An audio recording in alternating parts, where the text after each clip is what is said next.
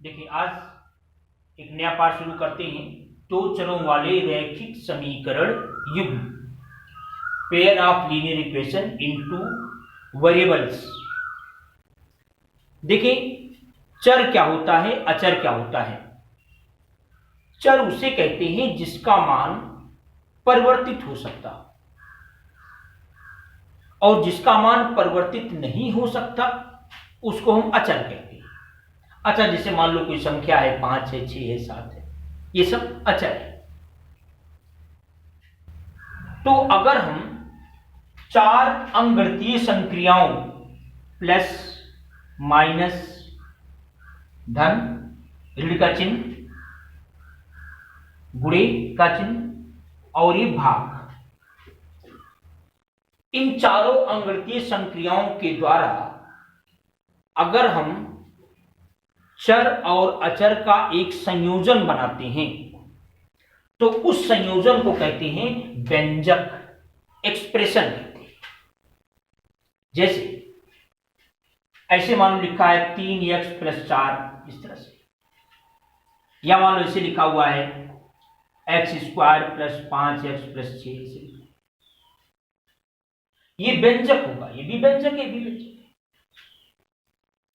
लेकिन अगर इस व्यंजक में आप बराबर का चिन्ह लगा करके दो पक्ष बना दें, जैसे यहां बराबर कुछ भी लिख दें, 7 लिख दें, या मान लो बराबर 0 लिख दें, अब ये समीकरण हो गया। जब तक एक पक्ष था तब तक वो व्यंजक था, जब आपने बराबर लगा करके दो पक्ष बना दिया तब वो समीकरण कहलाएगा। अब समीकरण में देखें, ये एक चर का समीकरण है क्योंकि इसमें एक ही चर है x, और x की जो पावर है वो 1 है, तो ये कहलाएगा एक चर का रैखिक समीकरण। रैखिक समीकरण वही होता है जिसमें सबसे बड़ी घात एक ही घात होती है, एक से बड़ी घात उस पर नहीं होती, वो रैखिक समीकरण। और ये देखिए, ये x की सबसे बड़ी पावर कितनी है, 2 है, तो ये 2 घात का समीकरण है और एक चर का, एक वेरिएबल का है, लेकिन 2 घात का समीकरण है क्योंकि सबसे बड़ी घात कितनी है, 2 घात है। फिर देखें 2 चरों वाला रैखिक समीकरण। रैखिक समीकरण वही होगा जिसमें मैक्सिमम पावर 1 हो, और ये 2 चर का कह रहा है। जैसे ऐसे ले लें x + 2y = 6, ये 2 चर का समीकरण है, x भी y भी, और रैखिक है। क्यों रैखिक है? क्योंकि इसमें जो बड़ी से बड़ी घात है वो एक घात है, एक से बड़ी घात चर के ऊपर नहीं है, तो ये 2 चर का रैखिक समीकरण है। और ये जो आपने लिखा था ये एक चर का रैखिक समीकरण है। एक चर का जो रैखिक समीकरण होता है उसका एक निश्चित हल होता है, अद्वितीय हल होता है। जैसे यहां देखें, अगर 3x + 4 = 7 है तो देख सकते हैं 3x + 4 = 7 है, तो आप लिख सकते हो 3x = 4 इधर जाएगा, 7 - 4 = 3, तो x = 3/3 = 1 आएगा, यानी x का मान 1 आएगा। लेकिन अगर 2 चर का रैखिक समीकरण है तो इसका कोई निश्चित हल नहीं होता, इसके बहुत सारे हल हो सकते हैं। हल का मतलब चर का वह मान जो उस समीकरण को संतुष्ट करता हो वही उसका हल कहलाता है। जैसे इसका हल अगर 1 आया है, इसका मतलब है जहां x है अगर वहां 1 रख दो तो इस समीकरण को संतुष्ट करेगा। संतुष्ट करने का मतलब बायां पक्ष और दाहिना पक्ष बराबर होगा। रखकर चेक कर सकते हैं, x = 1 इसका हल है। अगर हम यहां लाकर रखें तो क्या आएगा, ये 3 गुणे 1, एक्स का मान एक रखें, 3 गुणे 1 मतलब 3 धन 4 बराबर 7 लिखा हुआ है, 7 बराबर 7, दोनों पक्ष बराबर आ गए। तो हल का मतलब चर का वह मान जो समीकरण को संतुष्ट करता हो वो उसका हल कहलाता है। तो जो एक चर का समीकरण होगा, रैखिक समीकरण, उसका केवल एक हल होता है। लेकिन अगर दो चरों का रैखिक समीकरण है तो उसके बहुत सारे हल होते हैं, चेक कर सकते हैं। अब इसी में देख लें, अगर हम x बराबर 0 लेते हैं, y बराबर 3 ले लें, चेक करें देखो संतुष्ट करता है नहीं करता है, रखकर देखते हैं। हम x बराबर अगर 0 लेते हैं क्या आ जाएगा, 0 धन 2 गुणे 3, 2 3 6 बराबर 6, 6 बराबर 6, अर्थात इसका हल है। और देख लें, x बराबर 2 ले लें और y बराबर 2 ले लें, 3y बराबर 2 ले लें। अब देखें, x बराबर 2 लेंगे तो यहां 2 आएगा, प्लस y के स्थान पर आपको 2 लेना है तो 2 गुणे 2 मतलब 4 हो जाएगा, बराबर 6, 6 बराबर 6, अर्थात x बराबर 2 y बराबर 2 भी इसका हल है, x बराबर 0 y बराबर 3 भी इसका हल है। तो अगर दो चरों का रैखिक समीकरण है तो इसके बहुत सारे हल होंगे, इसका कोई अद्वितीय हल यानी कोई निश्चित हल नहीं होगा। अब देखिए, अगर दो चरों का रैखिक समीकरण है तो इसका हम ग्राफीय आलेखन कैसे करते हैं, इसका आलेखन कैसे खींचते हैं, इसको किसी एग्जाम्पल से चेक कर सकते हैं। मान लो यही वाला है x + 2y बराबर 6। देखें, जैसे दो चरों का ये क्या है, रैखिक समीकरण है, हमें इसका आलेखन करना है। इसके आलेखन के लिए क्या करें, एक किसी चर का मान निकाल लो, चाहे x का चाहे y का। मान लो आप y का मान निकालती हो तो y बराबर, पर लेकिन 2y बराबर क्या आएगा, x इधर आएगा 6 - x, तो y बराबर 6 - x by 2।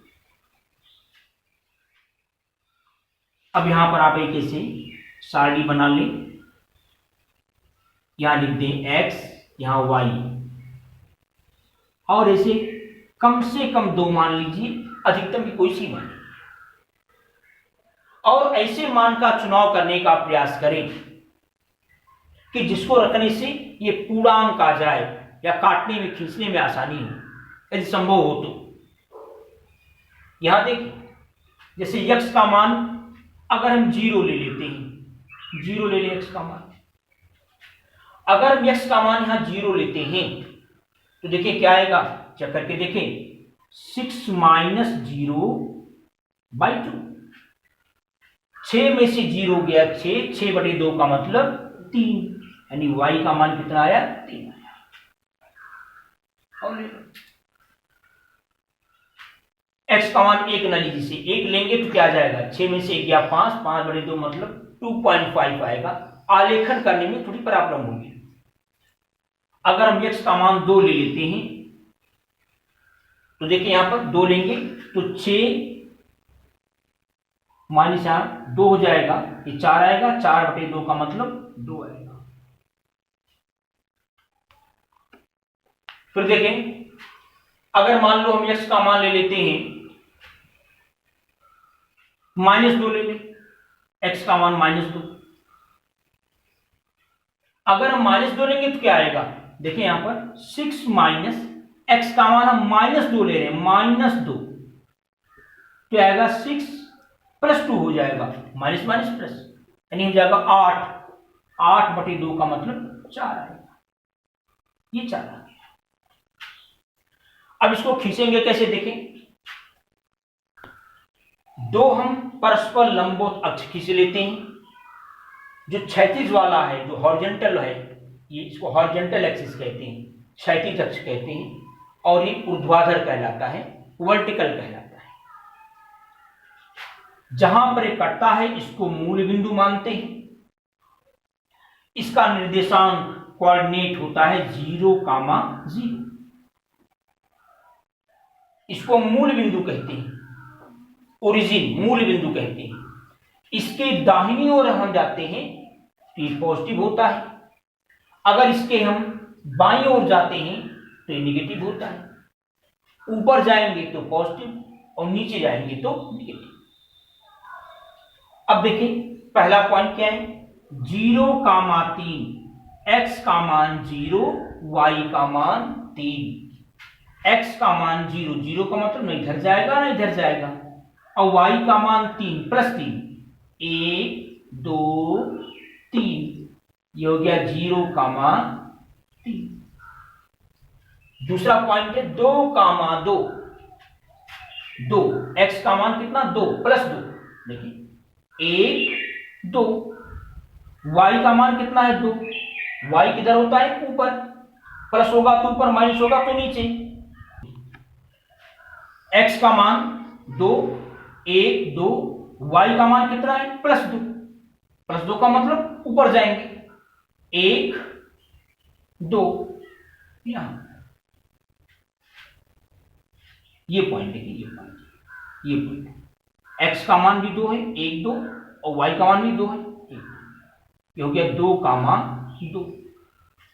फिर देखिए -2,4, x का मान -2 है, -2 माइनस किधर होगा बाईं ओर, x माइनस बाईं ओर, y माइनस होता तो नीचे होता, x -2 है देखिए 1 2 -2, फिर 4 +4 है तो कहां जाएंगे ऊपर, 1 2 3 4, यहां पॉइंट यहां देखिए। अब एक 3 पॉइंट मिल गया आपको, 0,3 यहां पर था, ये क्या है 2,2, और ये है -2,4, ये पॉइंट। अब हम तीनों को मिला दें इसे,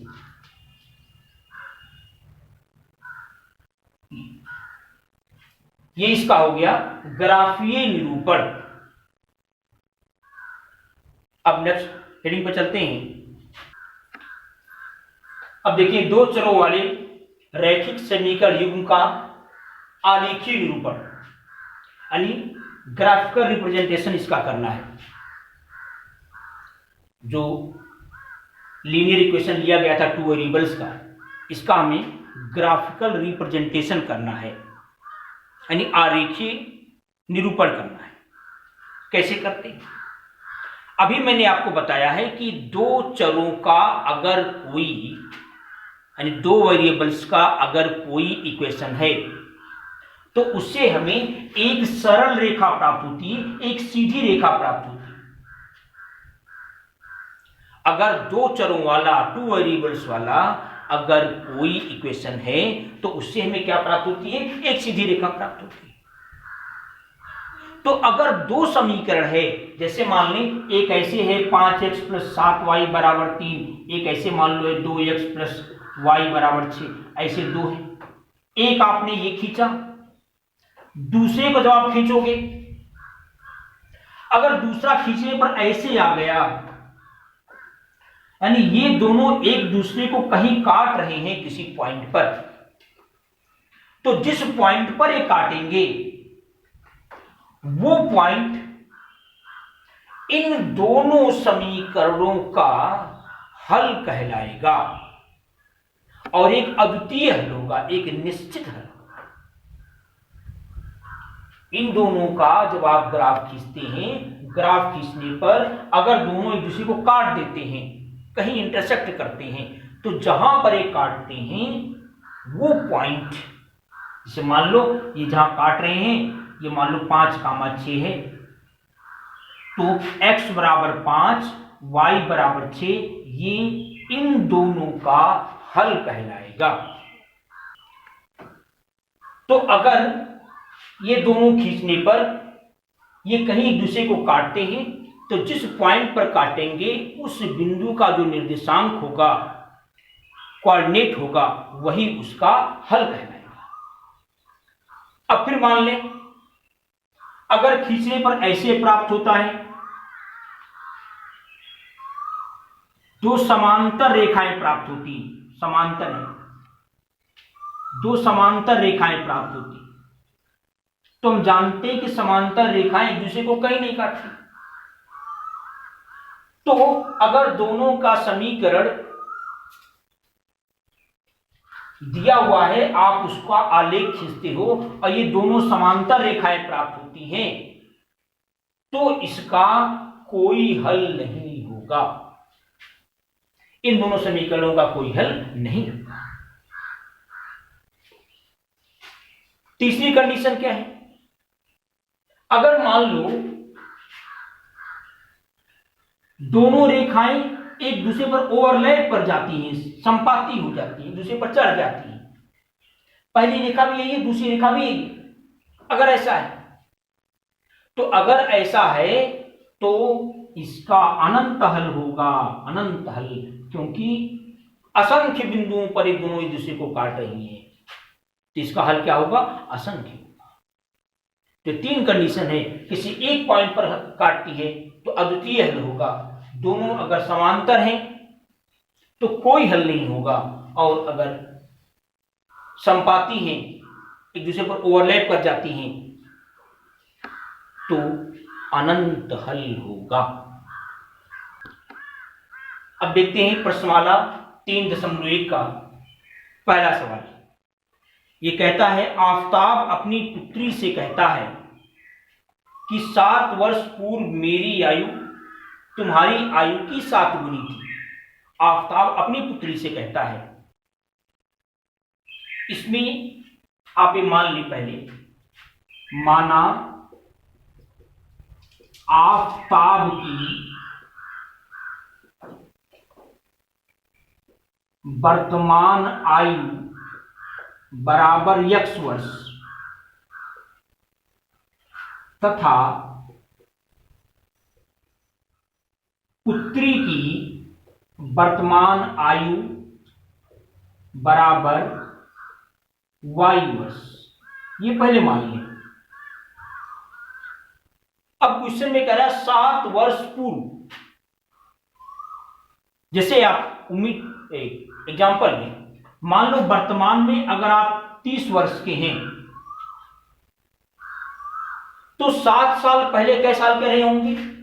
30 - 7 यानी 23 साल के रहे। तो इस तरह से आफताब की वर्तमान आयु x वर्ष है और पुत्री की वर्तमान आयु y वर्ष है, तो 7 साल पहले की बात हो रही है। जब 7 साल पहले की बात हो रही है तो 7 साल पहले ये भी अब से 7 साल छोटा रहा होगा और पुत्री भी वर्तमान आयु से 7 साल छोटी रही होगी। तो 7 वर्ष पूर्व, 7 वर्ष पूर्व आफताब की आयु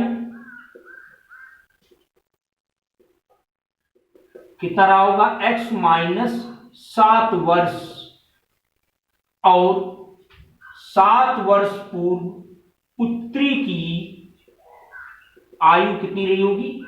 y - 7 वर्ष, ये कंफर्म। अब प्रश्न में कह रहा है कि 7 वर्ष पूर्व, प्रश्नानुसार क्या कह रहा है?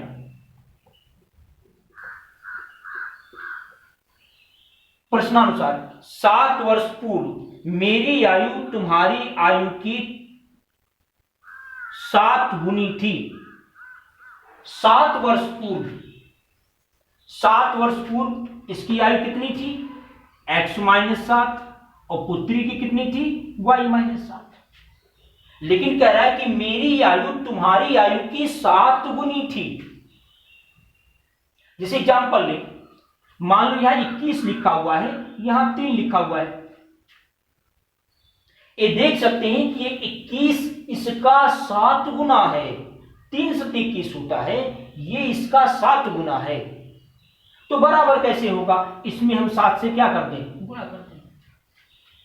तो ऐसे ये कह रहा है कि मेरी आयु यानी आफताब की आयु पुत्री की आयु की 7 गुनी है, यानी ये 7 गुना है। तो बराबर कैसे होगा, 7 से इसमें आप क्या करें, गुणा कर दें। तो क्या जाएगा देखिए, x माइनस 7, 7y 49, इधर ले आए 7y को, x माइनस 7y, 7 उधर ले जाएं तो कितना आ जाएगा, ये 49 में से 7 घट जाएगा, x माइनस 7y, माइनस 7 उधर जाएगा तो -7 और प्लस 49, तो -7 प्लस 49, 49 में से 7 घटेगा, 42 आएगा, और ये -7 सॉरी इधर आएगा तो +7 होगा, +7 और -49, तो कितना आएगा, ये 42 आएगा, -42, ये हो गया, ये आ गया इक्वेशन नंबर फर्स्ट। अब द्वितीय शर्त के अनुसार कह रहा है कि 3 वर्ष बाद मेरी आयु तुम्हारी आयु की 3 गुनी हो जाएगी। 3 वर्ष बाद, तो देखें 3 वर्ष पश्चात आफताब की आयु कितनी होगी,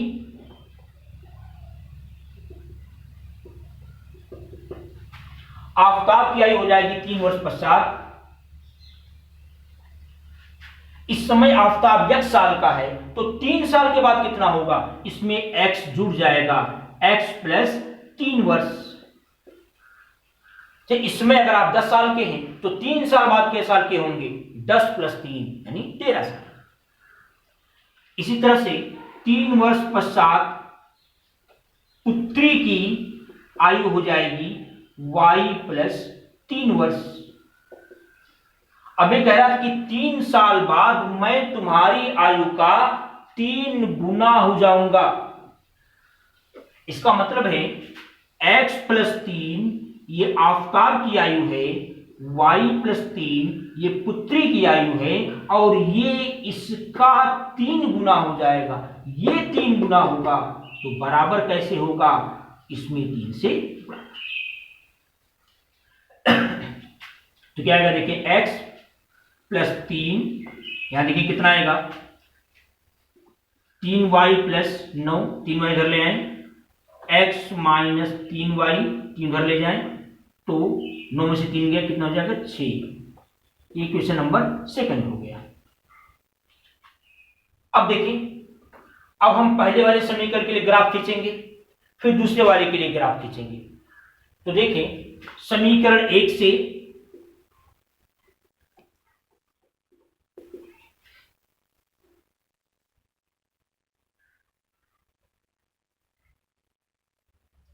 x ले लें, y किसी मान का चुनाव करें x के। यहां पर देखें, अगर हम x का मान ले लेते हैं 0, तो x का मान अगर हम 0 ले लेंगे तो y का मान कितना प्राप्त होगा, चेक कर सकते हैं, यहां रफ बना करके चेक कर लिया करें। यहां हो जाएगा 0 माइनस 7y बराबर -42, तो y बराबर होगा -42 बटे -7, यानी कितना आएगा, 6 आएगा, यानी y का मान कितना हो जाएगा, 6।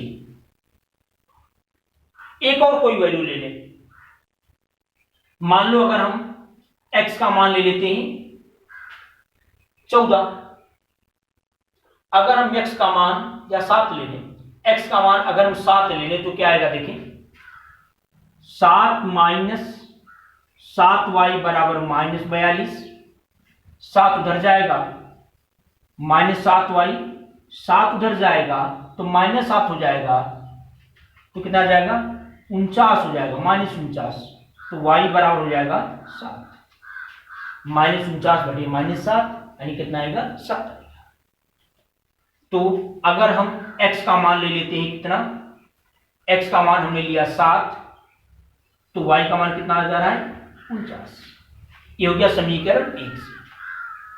इसका पहले ग्राफ खींच लें, देखें x बराबर 0 लिया था तो 6 आया था, x का मान 7 लिए थे तो ये 7 आया था, यहां पर 7। इसका ग्राफ देखें क्या आएगा, 0,6, x का मान 0, y का मान 6, x का मान 0, न इधर न इधर 0, y का मान 6, 1 2 3 4 5 6, ये हो गया 0,6।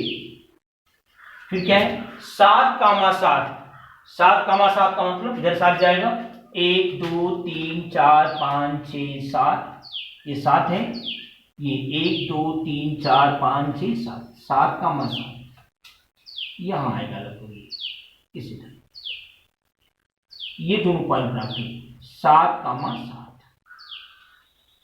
अब इन दोनों को मिला लेते हैं, 0,6 7,7, ये लिखा पाए, दूर बढ़ा दें इसे। दूसरा समीकरण देखें, समीकरण सेकंड से क्या इसका है, x माइनस 3y बराबर 6,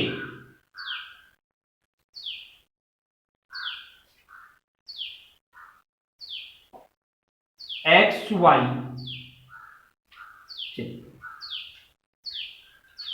इसमें देखिए अगर हम x का मान 0 ले लें, हम 0 ले रहे हैं x का मान, तो देखिए y का क्या मान प्राप्त होता है।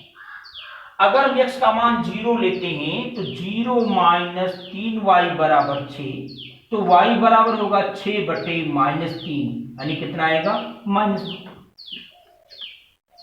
तो y का मान कितना आएगा -2।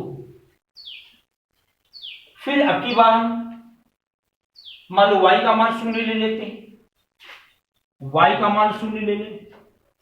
अगर हम y का मान 0 ले लेते हैं तो x का मान कितना आएगा, देखें x माइनस, हम y का मान 0 ले रहे हैं तो 3 गुणे 0 माने 0 बराबर 6, यानी x बराबर 6, x बराबर 6।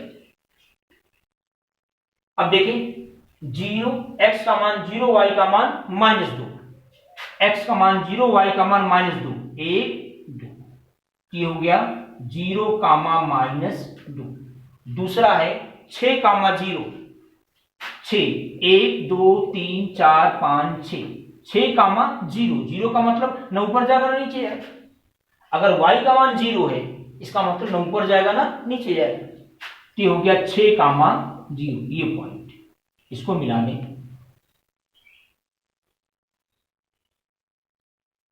इसको से मिलाएंगे, इसके रख करके ये होगा इस तरह से, इस तरह से ये हो गया आरेखीय निरूपण।